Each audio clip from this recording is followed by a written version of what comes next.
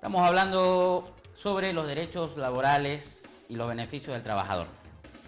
El empresario boliviano, cuando constituye una empresa, primero la hace registrar en el registro de comercio, Fundo Empresa.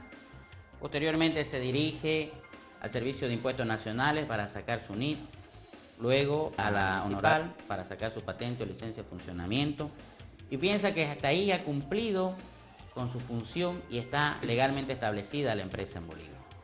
Se olvida de que el trabajador necesita un seguro social a corto plazo, que es la inscripción en una caja de salud, todo lo que viene a ser los beneficios médicos. Se olvida que el trabajador necesita seguro social a largo plazo, que son las jubilaciones principalmente. Se olvida que el trabajador necesita contratos laborales, a pesar que no es necesario que sean escritos, pero para las empresas grandes sí lo es. Se olvida que el trabajador tiene derechos plasmados en los reglamentos del trabajo. Le hablamos a la empresa privada que se descuida de esos aspectos importantes y podemos afirmar con seguridad que cuando se enfrentan en procesos laborales salen siempre perdiendo. ¿Por qué? Porque no obedecen la norma legal boliviana. Doctor Francisco, háblenos sobre esta situación que existe entre las empresas y su relación laboral. Lo primero que tenemos que empezar a manifestar es que nuestra Ley General del Trabajo, en su artículo 6, establece que el contrato de trabajo puede ser verbal o escrito, ¿no? Concordante con lo establecido en el decreto reglamentario en su artículo número 5, ¿no? Cuando nosotros nos referimos al tema del contrato de trabajo, usted hacía mención que el empresario viola las normas, ¿no?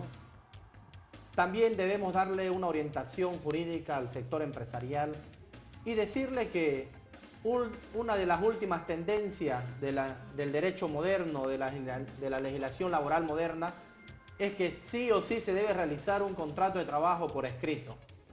¿Por qué es que se exige que se realice un contrato de trabajo por escrito?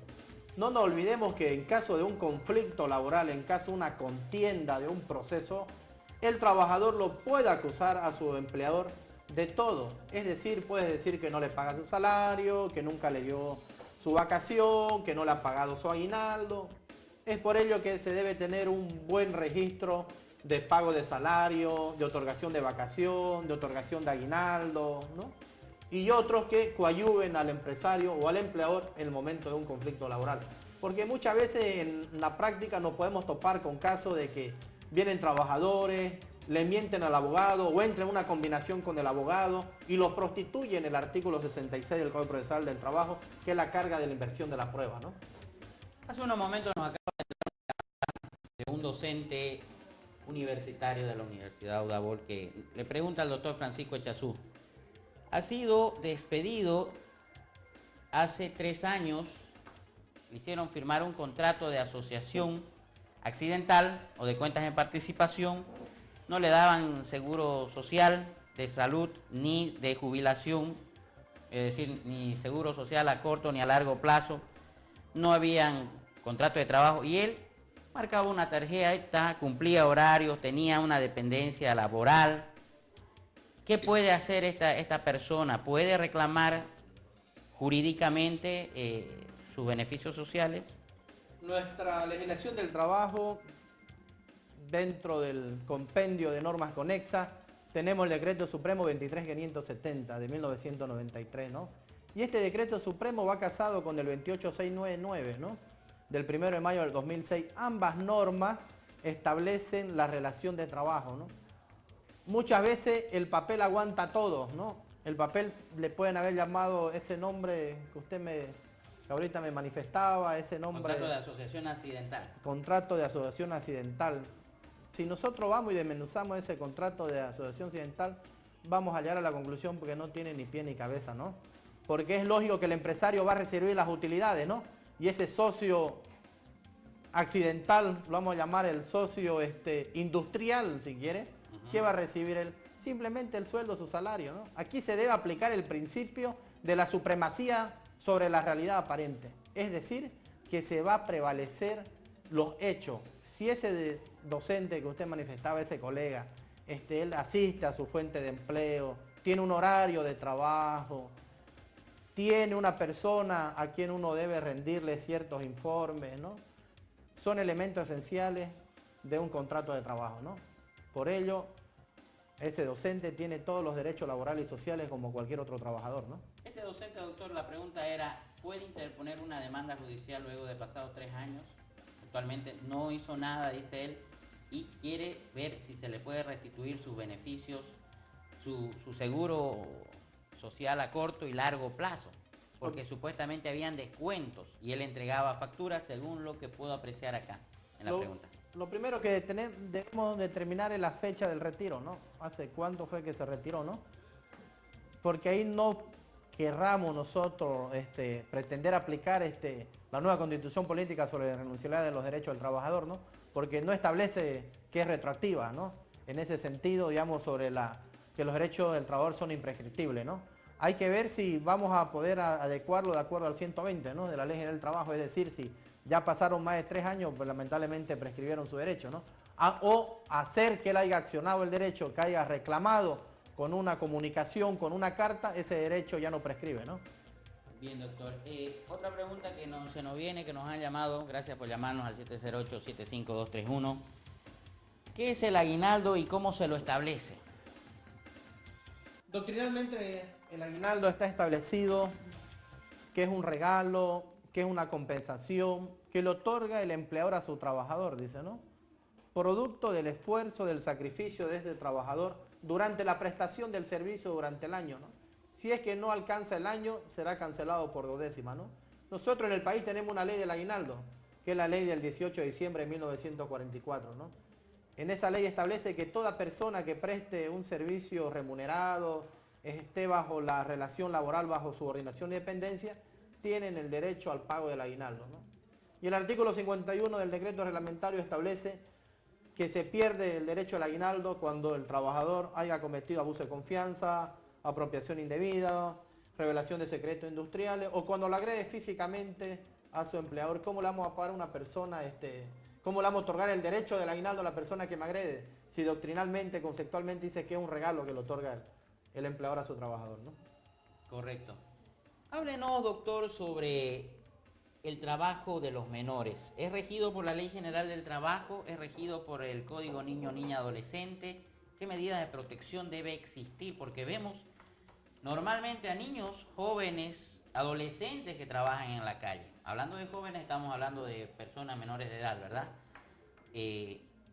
Comúnmente los vemos en la calle vendiendo artefactos que incluso que son prohibidos, como las películas que hemos visto el otro día en nuestro canal, ¿no? Un decomiso de películas piratas, pornográficas, que la vendían menores de edad.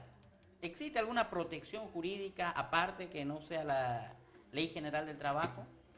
En este tipo de relación laboral se va a aplicar el principio in dubio pro operario, es decir, se aplica la condición o la norma más favorable al trabajador.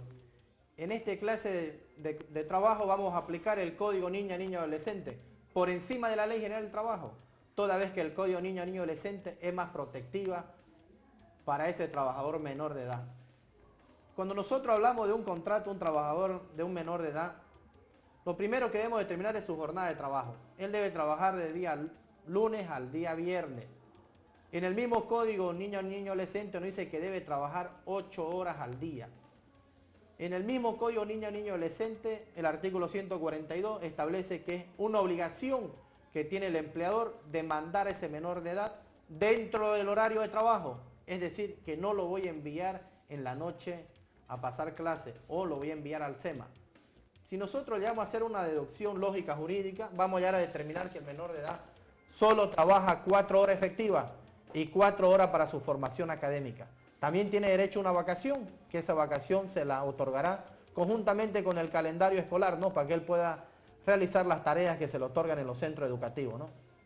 Muy bien. Acá tenemos una pregunta interesante que nos acaba de llegar, que dice: en caso de que sea el empleado el que renuncia, ¿tiene derecho al pago de todos sus beneficios sociales o solo para el pago de su quinquenio, de acuerdo al decreto supremo que establece Evo Morales?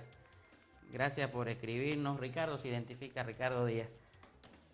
Nosotros tenemos un decreto supremo nuevito, fresquito en el país, que es el decreto supremo número 100. En ese decreto se establece que cualquier trabajador que haya prestado un servicio por el lapso de más de 90 días, por más que él se retire de forma voluntaria, ojo, siguiendo la regla del preaviso también, ¿no?, va a ser pasible a recibir su indemnización por tiempo de servicio, ¿no? No es nomás tampoco decir, chao, me voy, ¿no?, y dejarlo colgado a ese empleador o a ese empresario, ¿no? Se debe aquí aplicar la regla del artículo 12 de la Ley General del Trabajo, es decir, yo trabajador quiero retirarme de mi fuente de empleo, debo preavisar, debo notificar a mi empleador y debo otorgarle el plazo legal de 30 días sobre la determinación que voy a optar, ¿no? Bien, una pregunta importante que se me viene a la mente. Justamente en una clase que tuve en la universidad, un empresario, alumno mío, me dice, hablando un poco sobre derecho laboral, que no existen los sindicatos y que no se aplican en Bolivia. Me parece que eso no es correcto. Yo hice una explicación aclarándole que los sindicatos sí están protegidos por la ley, que sí se aplican en Bolivia. ¿Puede explicarnos sobre el fuero sindical y su aplicación? Los sindicatos están vigentes y yo creo que ahora más en día están mucho más vigentes, con más fuerza, ¿no? Nuestra Ley General del Trabajo, en el artículo 99, establece el concepto de lo que es un sindicato, ¿no? Y nos dice que un sindicato es un grupo de personas que se aglutinan con el único fin de defender sus derechos laborales o sociales o buscar nuevas consolidaciones. Nosotros tenemos también otra de las últimas normativas en el tema sindical. Se establece que para poder nosotros constituir un sindicato debemos aglutinarnos un grupo de trabajadores entre 20 personas y ya no realizar ese trámite penoso que se realizaba antes ante el Ministerio del Trabajo para obtener la personería jurídica. Basta y sobra que hoy día nos constituyamos nosotros como un sindicato, firmemos el acta de la constitución del sindicato y de ahí en vigencia los miembros del directorio tendrán el llamado fuero sindical, que el fuero sindical se lo puede equiparar como una inmunidad parlamentaria que tiene el presidente del sindicato y su mesa directiva. Es decir, que no se lo puede despedir de su trabajo, no se le puede rebajar el salario, no se le puede cambiar las funciones durante el tiempo que dure su mandato. Inclusive esta última normativa que le comentaba establece hasta después de un año que haya cesado su mandato dentro del sindicato, ¿no? Doctor Echazú, es interesante hablar sobre los sindicatos, me han quedado muchas preguntas, pero antes una señora nos llama que trabajó un mes, no sabemos en qué fuente laboral, y la despidieron y no le pagaron un solo centavo, según lo que dice. Fue a la Dirección Departamental del Trabajo y no la pudieron ayudar. ¿Le corresponde beneficios sociales si solamente trabajó un mes? Lo que a ella le corresponde primero es el pago de su salario, ¿no?, que es un derecho adquirido, ¿no?